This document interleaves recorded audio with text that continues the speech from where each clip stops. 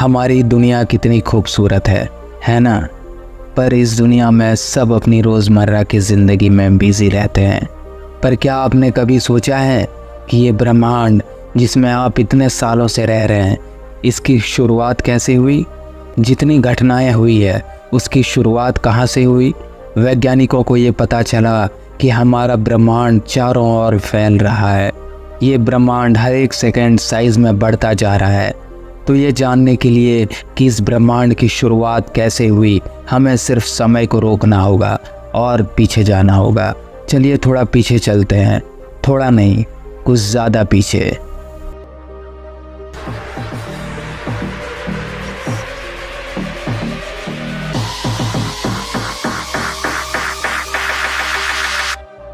आज से करीब 13.8 अरब साल पहले यह है हमारा अनंत ब्रह्मांड। सब कुछ इस परमाणु के छोटे से गोले के अंदर समाया हुआ था।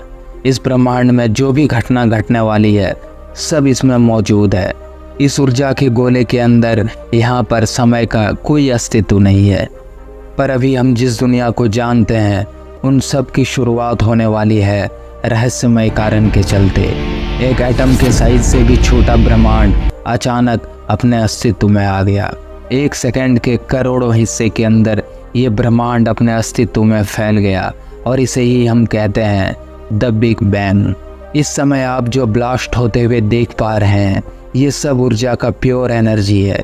ये ऊर्जा पूरी तरह से फैल गई और इसी समय स्पेस का जन्म हुआ और साथ ही साथ समय अपने अस्तित्व में आया। ये शुद्ध ऊर्जा यानी एनर्जी करोड़ों साल तक फैलती रही। ये ऊर्जा इतने सालों में धीरे धीरे ठंडी होने लगी और इसी ऊर्जा के चलते मैटर का फॉर्मेशन हुआ अरबों छोटे छोटे सब एटॉमिक पार्टिकल्स के रूप में, जिसे हम एटम कहते हैं। वॉक्स, इलेक्ट्रॉन्स, प्रोटॉन्स और न्यूट्रॉन्स, इन सब चीज़ों का फॉर्मेशन हुआ। असल में दो प्रकार की चीज़ें बनी थी। आधी थी मैटर, वो परमाणु जिससे आप बने हैं, बाकी सारी चीज़ें बनी है और ये दुनिया बनी है। और दूसरा ग्रुप था एंटी मैटर, जो मैटर का अपोजिट है। और ये क्योंकि एंटी मैटर मैटर का विपरीत है, इसलिए जब वो आपस में मिलते हैं तब वो एक दूसरे को ख़त्म कर देते हैं। पर फॉर्चुनेटली मैटर एंटी मैटर से थोड़ा सा ज़्यादा था। सब खत्म होने के बाद एक मैटर का गोला बच गया था और उसके विपरीत और कुछ नहीं था जो उसे खत्म कर सके।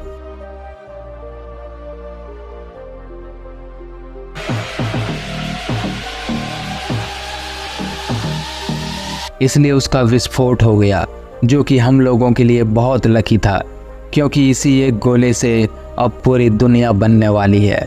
इसी एक मैटर के गोले के चलते तारे और ग्रहों का निर्माण होने वाला था और ब्रह्मांड अस्तित्व में आया। शुरू की बिग बैंग के चलते ये ब्रह्मांड अस्तित्व में आया और मैटर के गोले के इस विस्फोट के चलते ब्रह्मांड के अंदर की चीज़ें भी अस्तित्व में आ गई। उस गोले के ब्लास्ट होने के बाद सब कुछ ठंडा हुआ और आखिर में जाकर सब कुछ बनना शुरू हो गया। धूल जैसे दिखने वाले इस ब्रह्मांड में एक फोर्स अपना काम करने लगा। उस फोर्स के चलते हर एक एटम आपस में जुड़ने लगे, एक दूसरे की तरफ आकर्षित होने लगे। और ये फोर्स कोई और फोर्स नहीं है, ये फोर्स ऑफ ग्रेविटी है, यानी गुरुत्वाकर्षण बल। गुरुत्वाकर्षण बल जगह जगह उस हाइड्रोजन के परमाणु को आपस में कंप्रेस करने लगा। जिस जगह हाइड्रोजन के परमाणु गुरुत्वाकर्षण बल के चलते सामने आते थे, उस जगह का तापमान लाखों डिग्री तक पहुंच जाता था कंप्रेस होते होते। जब एक जगह की टेम्परेचर लाख डिग्री तक पहुंच गई तब एक प्रक्रिया की शुरुआत हो गई जिसे न्यूक्लियर फ्यूज़न कहते हैं। उससे बहुत ही ज़्यादा एनर्जी निकली और उसी समय कुछ ऐसा दृश्य हुआ। इस ब्रह्मांड का पहला तारा अस्तित्व में आया। फिर इस तारे को अपना एक और दोस्त मिल गया और इसी प्रक्रिया से शुरुआत में 200 से 300 तारे बने और लाखों सालों के अंतराल में करोड़ों तारे अस्तित्व में आ गए। जी हाँ, यही वो तारे हैं जो आप रात को आसमान में देखते हैं। ये तारे ब्रह्मांड के शुरुआत में इसी तरह से बने थे। धीरे धीरे ये तारे गुरुत्वाकर्षण बल के चलते सामने आने लगे। वो आपस में एक ग्रुप में रहने लगे और अरबों तारों का एक समूह इस ब्रह्मांड में दिखने लगा और अलग अलग शेप और साइज की ग्रुप का फॉर्मेशन हुआ। वो नज़ारा कुछ ऐसा दिखता है और इन्हीं को कहते हैं गैलेक्सी। इसी तरह लाखों, करोड़ों और अरबों गैलेक्सीज यानी आकाश गंगा का जन्म हुआ और इन्हीं गैलेक्सीज के बीच के समंदर में एक गैलेक्सी बनी और इस गैलेक्सी का नाम था द मिल्की वे। इस गैलेक्सी के अंदर खरबों तारे मौजूद हैं, पर कुछ डस्ट अभी भी बचा हुआ था जो कि इस स्पेस में तैर रहा था। पर हज़ारों साल के अंतराल में ग्रेविटी अपना पावर दिखाने लगी। जो डस्ट मौजूद थी वो भी गुरुत्वाकर्षण बल के चलते आपस में सामने आने लगी और इसी परिस्थिति के बीच में बहुत सारे प्लैनेट्स, ग्रह बनने लगे। सारे एस्टेरॉयड जैसे दिखने वाले टुकड़े ग्रेविटी के चलते आपस में मिलने लगे और इन्हीं ग्रहों के बनने के दौरान एक रॉकी प्लैनेट भी बनने लगा, यानी ऐसा ग्रह जिसका सतह सॉलिड था और किसे पता था कि इसका नाम होने वाला है अर्थ यानी धरती, जिसमें आपका और मेरा जन्म होने वाला है। सॉलिड टुकड़े आपस में जुड़ के प्लैनेट तो बन गए और जो बचे खुचे प्योर हाइड्रोजन के एटॉम्स थे वो भी आपस में मिलने लगे। और जैसे कि मैंने तारों के निर्माण के बारे में बताया था, बिल्कुल वही घटना यहाँ भी हुई। कुछ बचे हुए हाइड्रोजन के एटम से एक छोटा सा तारा बनने लगा।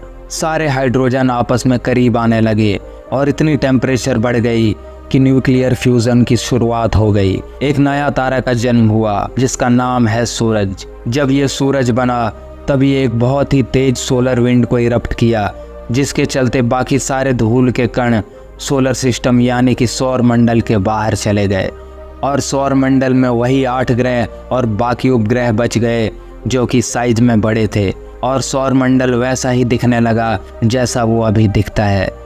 सोलर सिस्टम की बाहरी तरफ बहुत सारे गैस के प्लैनेट्स बन चुके थे, जैसे जुपिटर यानी कि बृहस्पति, सैटर्न यानी कि शनि ग्रह, यूरेनस यानी कि अरुण ग्रह और नेपच्यून यानी वरुण। और सोलर सिस्टम के अंदर की तरफ इन रॉकी प्लैनेट्स का जन्म हुआ, यानी ठोस सतह वाले ग्रह जैसे मर्क्यूरी यानी बुध ग्रह, वीनस यानी शुक्र ग्रह, मार्स यानी मंगल ग्रह और आखिर में हमारी धरती। और ये वही धरती है जिसके इतने बड़े सतह पर से एक जगह पर बैठ के आप इस वीडियो को देख रहे हो। आपके जन्म के पहले इस ब्रह्मांड में इतना कुछ घट चुका है। बिग बैंग से जन्मा मैटर और उस मैटर से जन्मा ये तारा और इस तारे के बाद ग्रहों की उत्पत्ति हुई और इसी के चलते हुआ आपका जन्म। यही थी आपके और आपके पहले की कहानी। ये वीडियो आपको कैसा लगा नीचे कमेंट करके ज़रूर बताइएगा। वीडियो को लाइक करें और शेयर करें और अगर आपने अभी तक मेरे चैनल को सब्सक्राइब नहीं किया है तो प्लीज़ मेरे चैनल को सब्सक्राइब कर लीजिए। मिलते हैं अगले वीडियो में, तब तक के लिए धन्यवाद।